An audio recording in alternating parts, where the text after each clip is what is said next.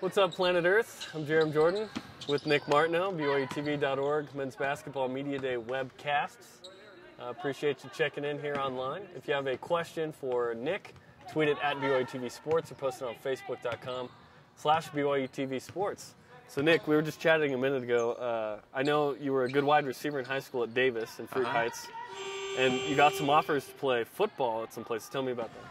I actually grew up when I was young playing basketball, but later in life I started playing football as well. And in high school I had some success, and a few schools wanted me to come play football. I took a trip up to Standiford. They were really interested in having me play wide receiver for them.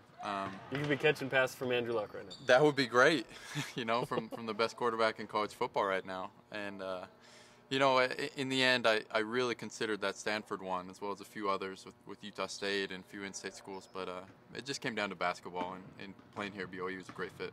What about that fit was good for you? In and of itself, the sport basketball fit me a lot better. I felt that it was a sport that felt my physical body a little bit better. And BYU as a school was always where I wanted to go. It's close to home, to where I can be close to family and friends, but at the same place, religiously it's just a place to be for me. I know that you're good friends with Cris Collinsworth, and you guys go back a ways. I guess, when did that friendship start? Cris and I met each other before our junior year in high school, and we played on a summer basketball team called the Utah Pump and Run. Mm-hmm. And we began playing together, and our relationship just kind of took off from there. We became best of friends. He'd come up to Kaysville every now and then in high school, and I'd come down to Provo. And we both kind of made our college basketball decision together. They were individual decisions, but we had implications for each other. Mm-hmm. So this year, point guard is a big question mark on the team. Mm-hmm. And Brock Zylstra is playing the point now. You have Craig Cusick, Matt Carlino in the mix.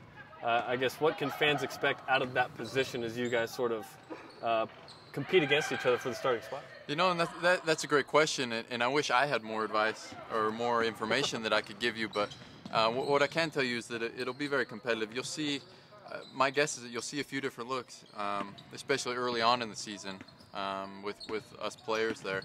But there's a lot of us who can do different things there, and so I think you'll see a lot of good productivity out of it. But as to who and exactly what, it's hard to tell right now. Okay. People are wondering about Matt Carlino since they haven't seen him play. Uh-huh. What is Matt's games like, and what are the chances maybe he is a major contributor this year? I think Matt can really help us. Matt is a player who is he's athletic. He's got decent size at 6'1" for a point guard. I think his biggest strength, though, is that he can shoot it really well. And Matt, I think all lefty shots look really pretty, but Matt's a lefty, and his shot looks really good, and he shoots the ball really well. Chris Mullen-esque? Yes, Chris Mullen, the captain of the Golden State Warriors-esque. Sounds good. Okay, so you went from maybe catching passes from Andrew Luck to backing up Jimmer Fredette. What was that experience like for you last year? It was very different, and I think any college freshman, especially college athlete, stepping in to a Division I program, it's a big change. Because you come from that high school, and it's a different environment. There's new people. It's a new team. You're trying to figure everything out. It was a big step and a very different thing. Losing football, playing just basketball, and then backing up Jimmer was just a great experience. Him and I are good friends, and so going in that together, our freshman year, and then coming back off a mission and backing him up was a great experience for me. We're chatting with Nick Martineau, point guard on the BYU basketball team. If you have a question for Nick, tweet it at BYUtv Sports.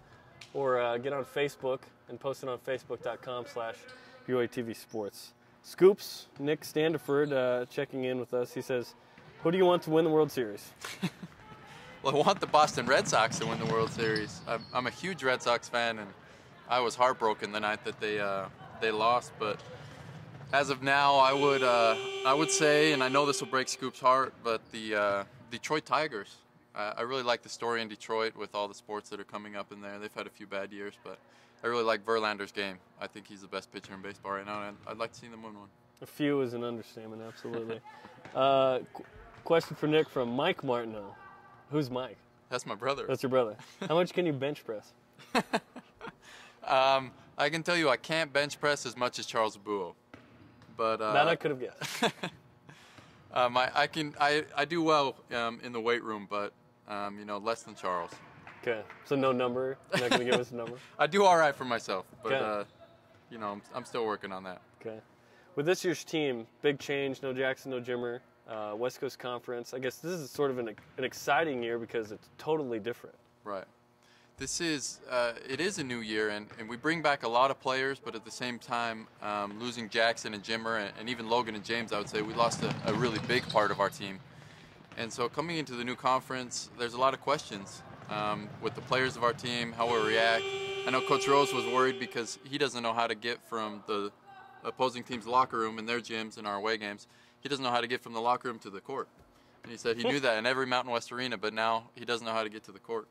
And so even the little things will affect, the season. But we're really excited. I think there's a lot of excitement and energy coming into the season. And as we chat women's basketball, practicing behind us, you guys start on Friday. You'll have one today, but not right. the official first start. Correct. I guess, what do you look forward to as you begin the season officially Friday? As we begin the season, you look forward to just playing and competing every day. Practice, sometimes they can be long and sometimes they're pretty tough, but overall, the season is very enjoyable for an athlete who likes to compete because you can compete every day in practice. It's nice to be done a little bit with the weight room. We'll still continue with those workouts, but shifting from those off-season workouts to actual basketball, those who really love the game enjoy it a lot more. What's the best part about those off-season workouts? The best if there part, is one. It takes a really hard worker and a special type of athlete to actually appreciate those workouts a lot. But our weight coach, Justin McClure, he is amazing.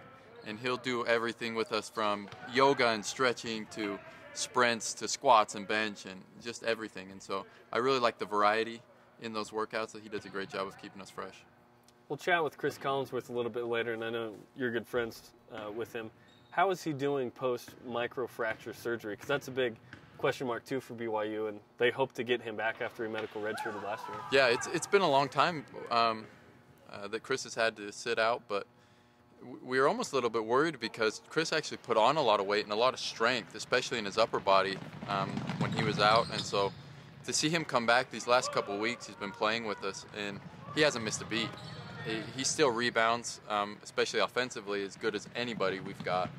And he plays the ball. He just knows the game of basketball.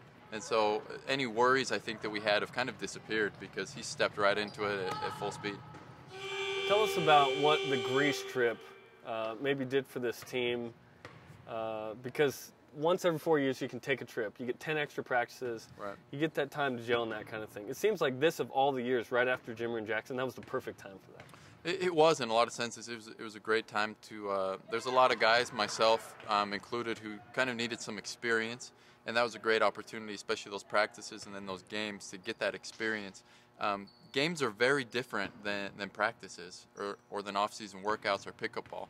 When you get in a game, it's a very different scene and a very different scenario. So to play some of those teams over in Greece really helped us get a jump start to all of us who need experience, especially those incoming freshmen like DeMarcus Harrison got great experience, Josh Sharp, as well as others.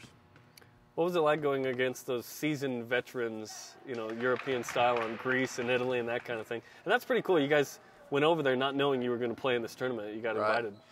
That came as a surprise to us, but it was very exciting. We were in a good situation. We had nothing to lose against those guys, and we were missing a few guys ourselves, missing Chris and missing Brandon, and so in particular the size advantage was in their favor by far. But playing them was a great experience. I thought we played well for that early in the season, but the Euro game's a little bit different.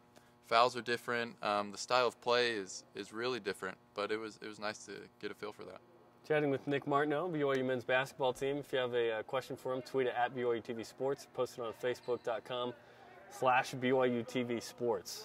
What game or games are you looking forward to this season as we sort of can look at the schedule as a whole this year?